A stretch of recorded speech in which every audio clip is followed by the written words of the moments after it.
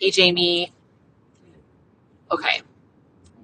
I think I have like the clearest recent example of my body telling me the truth in like a current truth way. So I have to share this with you. Okay. So this morning, I'm driving back from this workshop that I attended with this human that I now have even like deeper levels of affection for. His name is Padraig Otuma. He is a poet. He is a theologian. He is conflict. He has conflict mediation training in his background, and he's a podcaster. He has this amazing podcast called Poetry Unbound. And he was invited by the Department for Family Medicine, where I'm faculty at, to come and do this lecture as well as this workshop for like people in the Department for Family Medicine. And so I got to do it, and it was all about poetry and storytelling and what poetry reveals to us, and connecting it to how we see our patients, but also just like, especially the workshop was like, it ended up being more about like telling our own story, which was like, it was a beautifully run workshop. It was like, I am obsessed with everything he did in that workshop. And so the first prompt he gave us was like, what right now would you say is the opening line of the story of your life? You're supposed to just like write a sentence.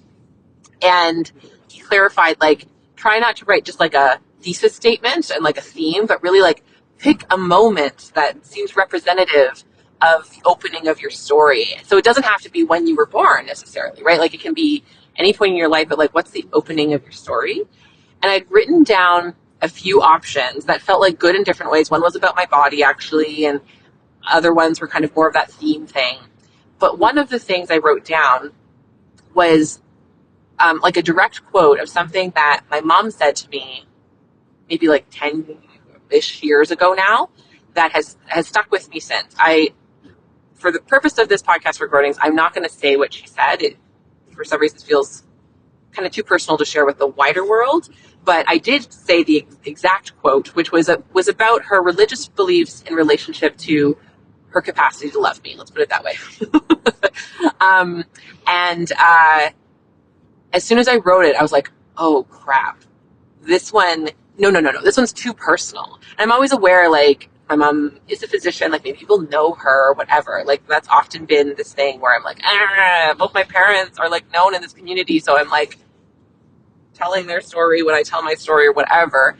So then I'm looking down this list and like, it's the one like, and it's not cognitively, I'm like, this is the most excellent one. It is my body that is like, her heart, my heart started pounding. And I don't often feel this kind of pounding. Like, you know, I feel like heart racing. I feel jittery when I'm like anxious, or, you know, it almost felt like the kind of pounding if I'd just been for a big run. Like it was like it literally felt like my heart was trying to leap out of my chest and like point at this sentence. Because then what happened is that he said, does anyone want to share their sentence? And I'm like, oh no, my literal heart is like trying to break my ribs and leave my body in order to tell me to read this sentence. And it was clearly that sentence. And so I raised my hand and I still felt the pounding. And then and there was also then after I raised my hand, it was thankfully like he went to someone else first and they shared their sentence, and then everyone like reflected their thoughts about the sentence, and not in a critiquey way, but in a like what does this sentence evoke in you? What questions come up with you, like that kind of way. And so then I started to have like other tensions of like, oh, maybe he won't choose me. Maybe he thinks I'm whatever. Like I had like more other stories kind of mix in that are more old stories and weren't the present moment story. But still my heart was like thumping, and it was like, even though it felt like very like powerful and like it didn't feel pleasurable, because it was like my heart was like knocking on my sternum. Like it was that potent. I'm like, whoa. Like I'm sure I had like reverberations in my body is what it felt like. Like could someone have felt it from the outside of my house? Anyway, so then he does come around to me and, you know, he gives me the microphone, and like what you're supposed to do is like read your sentence twice slowly for everyone to hear. And I just like, my hand wasn't even trembling, even though I could feel it. It felt so like I felt still. My heart wasn't pounding as intensely at all anymore, because I was just like I'm about to say something that is very important to me. Oh, I'm going to start crying now.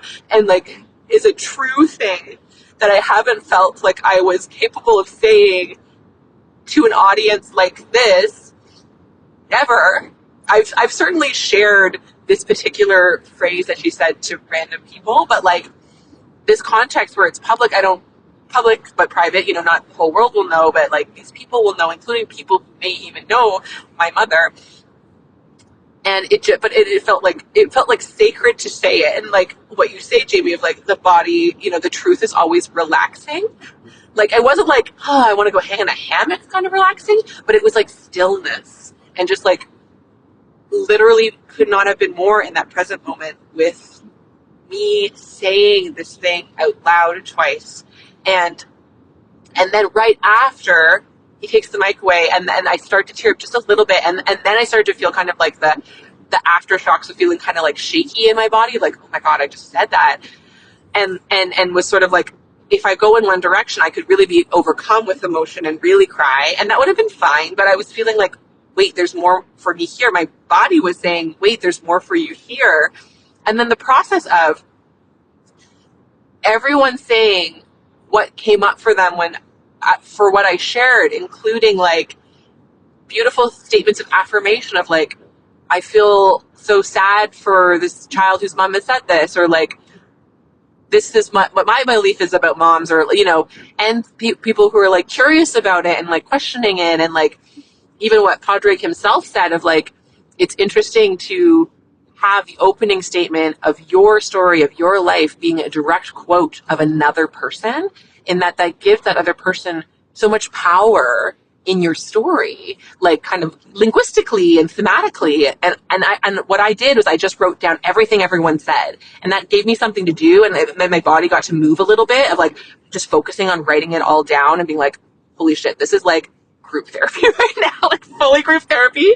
Thank you so much, everybody. And these were like major insights, especially that Padraig one of the, you know, centering another person's words in your life, not in a way of like, it's so bad you're doing that, but just recognizing that is potentially what's happening, and that resonates so much for me. And so that's what I just did, is like writing down what everyone was saying.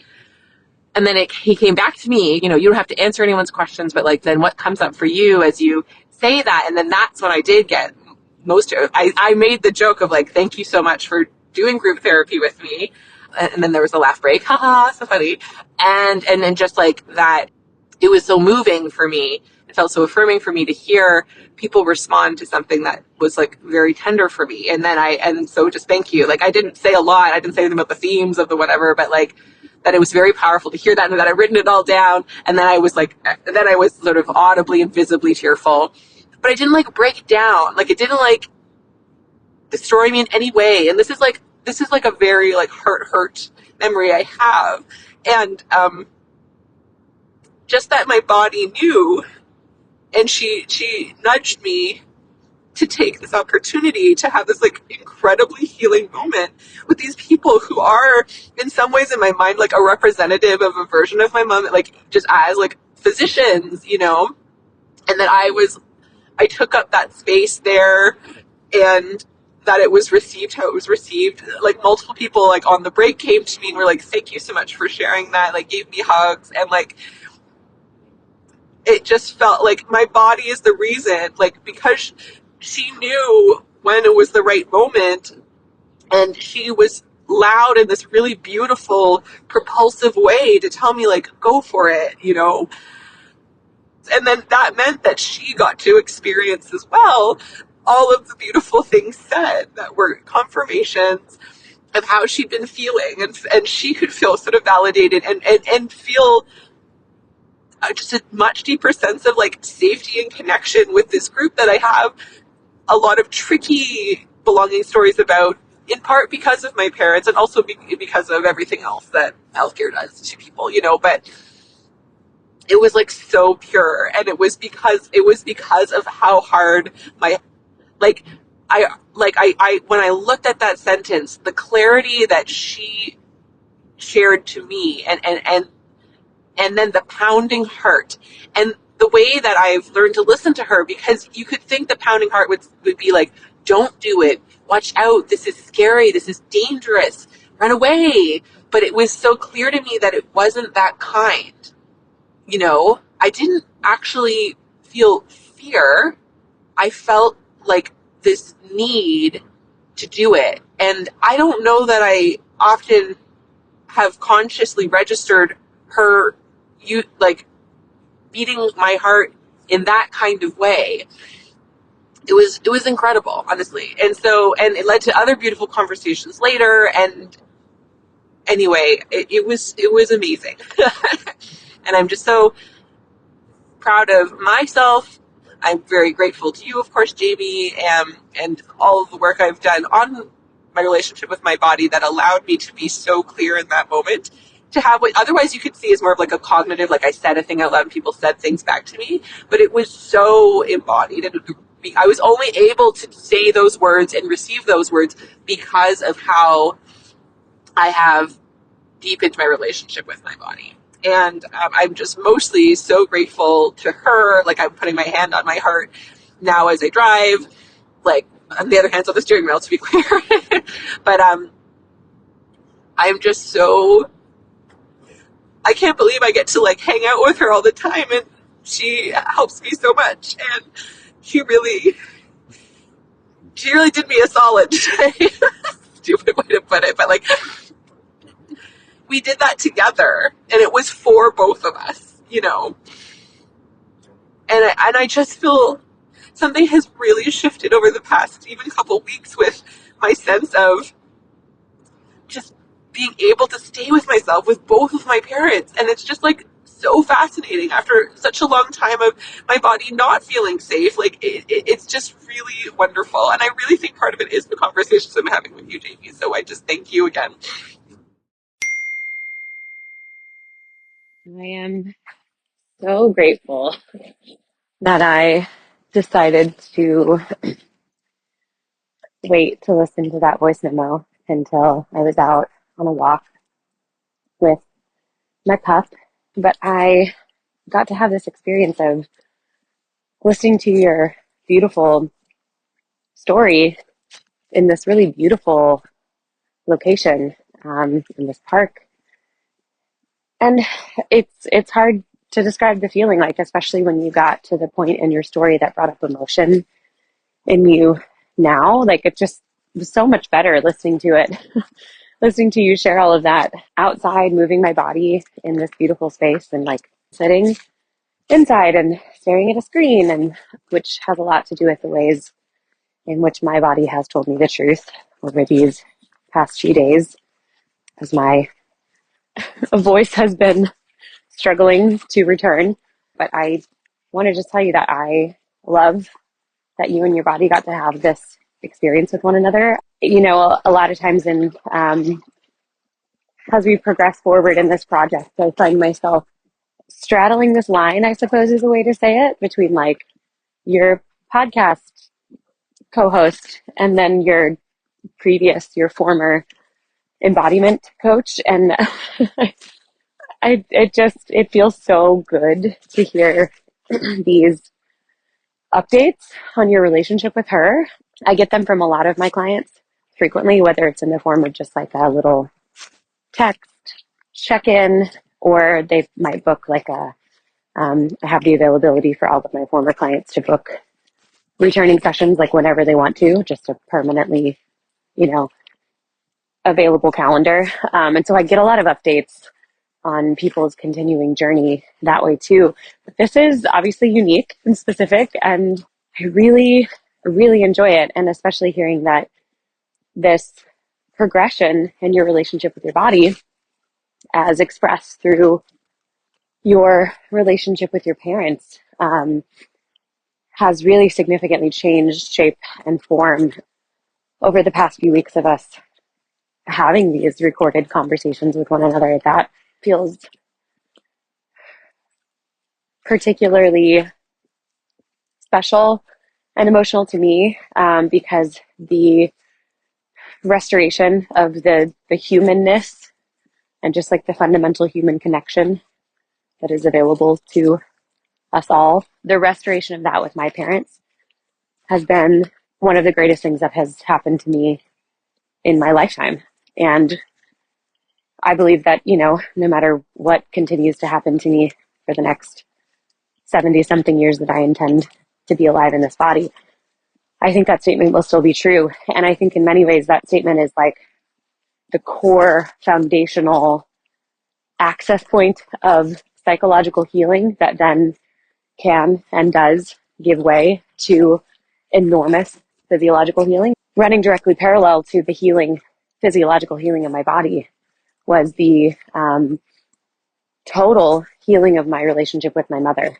And I feel similarly to what you expressed in your voice memo, like it's too tender and it's too personal. Like I had a 5-hour conversation with her in the summer of 2021, which at that point in my life was like kind of the height of my like posting everything about my life on the internet, peak Twitter timeframe.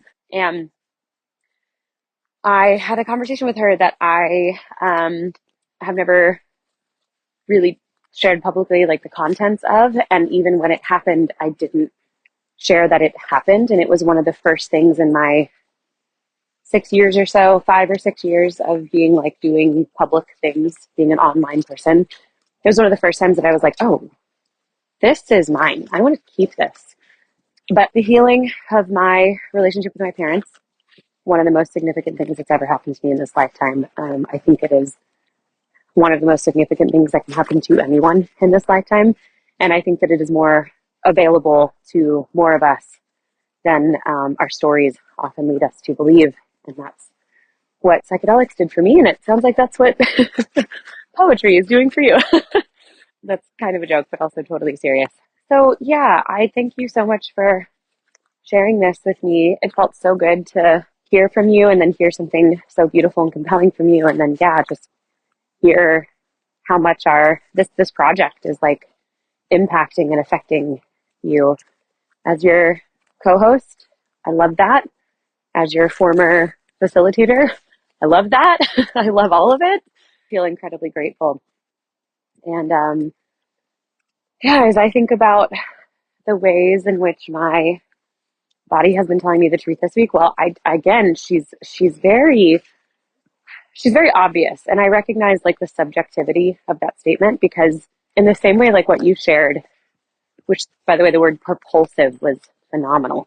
There are so many different ways in which we could interpret the somatic expressions, we'll say, physiological expressions of our bodies, like your heart pounding in your rib cage. That, like you said, like you could, and maybe in some sense would a previous you would have thought that that would be like danger, don't say it. But you have gotten to know her well enough to know when like these somatic expressions and sensations correspond, coincide, co-arise with just this like profound sense of being more here. And there's someone that I really deeply respect who exists in kind of the free birth space. She is a birth worker and also is a woman who has birthed 10 babies. So I'm inclined to trust her on some things. She wrote this really incredible book called Portal that I read earlier this year. I encourage everyone to go look it up. Her name is Yolanda Norris Clark. And there's so much I could say about that book, but so I don't get too much in the weeds, and so I can share a little bit about what has been going on with my body. There's something that really stood out to me in her book where she addressed the like confusion that people can often feel regarding fear. And she essentially just like reminded her readers, aka people, humans, that we absolutely have the ability to know when our fear that's showing up in our body is like a specific somatic sensation, when that fear is like the kind of steadying, clarifying fear that sharpens your focus and that invites your and necessitates your response, versus the kind of fear that is so obviously attached to a story in your head that is trying to like get you to dissociate and leave the present moment and go somewhere else because you believe there's a story that tells you that this thing is not survivable. It was just so gorgeous to read that in a book, essentially to read that degree of like a reminder of that degree of somatic literacy being possible. And so when I say that like my body is obvious, what I really mean is like we've established a really significant degree of somatic literacy, much like you and your body have, for you to know that like, oh, this particular kind of heart pounding means open your mouth, share this thing that feels hard to share so that you can be received in your sharing of it. And we can allow some very necessary and maybe even overdue healing to come in. I'm in a similar place with that right now. My body has been, although I guess maybe if I want to say I'm in a similar place, I'm in the opposite place, which has been my mouth has been shut for like 6 days because right after we finished recording our episode last week, I totally lost my voice. And let's see, so like Friday I woke up, I think maybe I had like 1 or 2 client sessions. I really can't remember. What I do know is I didn't have that many over these past few days to do, but I did have to do some. And there were just like, there's just regular necessary life stuff that you have to do as a person that necessitates your ability to, communicate at all with people, much less communicate successfully. And it's always really hard for me when I lose my voice. And coinciding with that, my hot yoga studio that I really love here flooded, sadly. And long story short, that allowed me to remind myself, since they will be closed for the next few weeks, that my body has been asking for me to climb. And that's been hard because the town I moved to doesn't have a ropes gym. And that's what I, did first and fell in love with a year ago. I wasn't a big bouldering gal, and this town only has a bouldering gym. And so I now have to be more process focused than destination oriented. And I have to be slow. I have to be patient. And my first day, I did something to my left arm, shoulder, not sure, but it has definitely caused me some like pain, like not just discomfort, like pain for the past few days, which has really surprised me because I don't experience pain often. And in some ways, the pain of it has been worse than the pain of that like foot injury I got a few weeks ago. Which is all of this is interesting because I don't I don't injure myself. I don't. Here is how I've known myself and my relationship with my body to be for the past few years. I don't get sick, aka express symptoms, and I don't get hurt. And since moving here 2 months ago, I have gotten I had some symptoms that had me just like played out for like a couple of days, and I've gotten 2 different injuries in my body, and and then I lost my voice, right? And so I was writing about all of this, and I'm just reflecting on even how fascinating it is that my foot injury was on my dominant foot, and my arm injury is on my dominant arm. And so I've had to move through the world for the past few days, but then with the foot one for the past few weeks, like just backwards.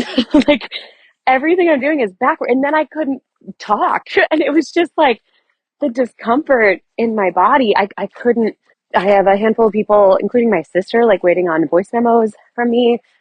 There were I had to, reschedule, cancel our podcast recording. There are like ways in which I was like, I'm not as productive and I'm not as fast and I'm not as successful. And it's been that feeling at every turn. And just this morning, writing, that's where I really, really meet my body, like conceptually these days. I meet her most truly in how I move in her in my life at this point, but where I really meet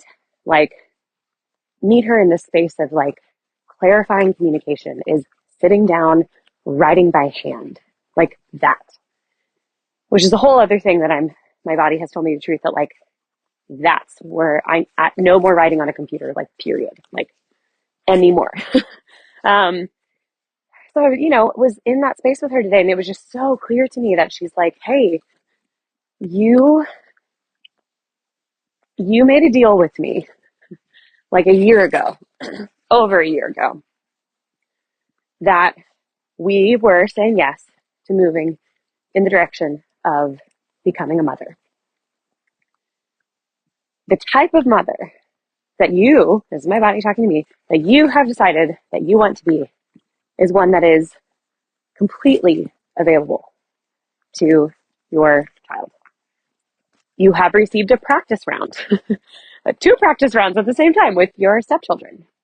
This like not being able to forge forward professionally in some ways, like, getting licensed in a state I don't live in anymore. And now it's like a whole extra process to get licensed here. Like, and then this, the sort of thwarted forward motion in my relationship with my body these past few weeks, like trying to be productive, trying to be task oriented, trying to like move the way through my world, personally and professionally. I've known myself to move and to be for like the entirety of my adult life. She was like, if we're really going to do this thing that you've told me you want to do, we've got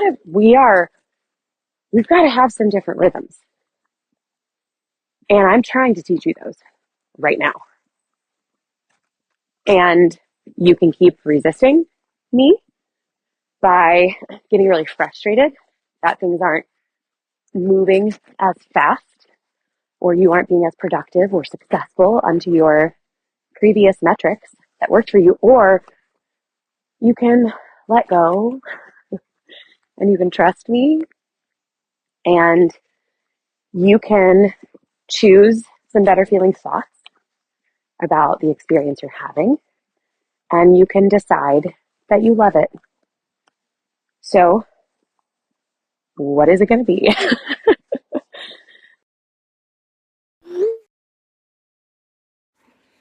Hey, Jamie. I'm out on a walk run. The leaves are all drying, rustling under my feet. And oh my gosh, I have so much I could say about what you shared back with me.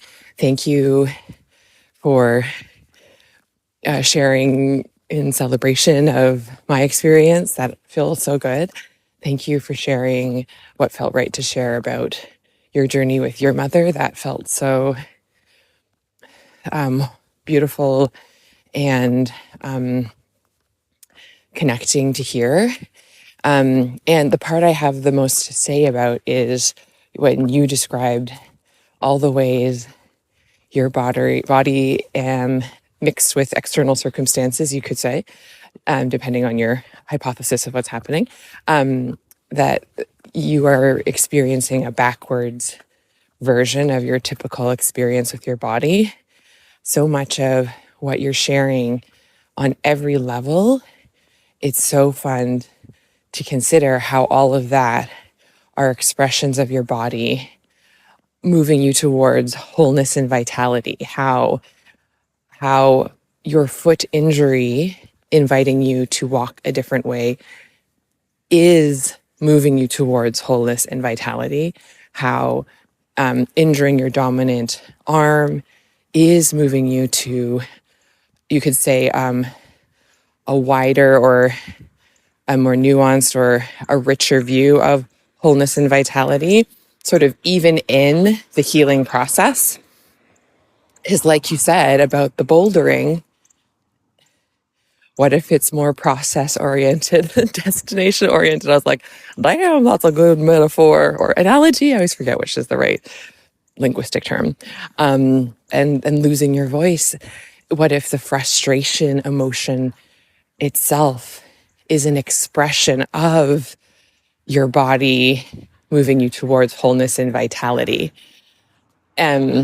I just think all of that's so delicious. So if you're open, I was thinking maybe we could actually kind of dig into it a bit on our recording this coming week, which is about that topic. And for those listening in on our conversation, you could stay tuned for that episode, and however much of that feels natural to come up or not. But I just think that both of our examples of our bodies telling the truth, very much the truth they are telling. I can see all the ways it's our bodies, I'm picturing like our bodies like a compass and like orienting us back to the true north of what wholeness and vitality really means and really looks like. And in some cases, definitely for myself in relationship to my mom, I don't speak for your experience, but I have a curiosity if the experience of having pre-established norms interrupted, there's an invitation to rethink these definitions of wholeness and vitality. And I think that is a good time. So I look forward to continuing our conversation on that episode. And I love you, Jamie.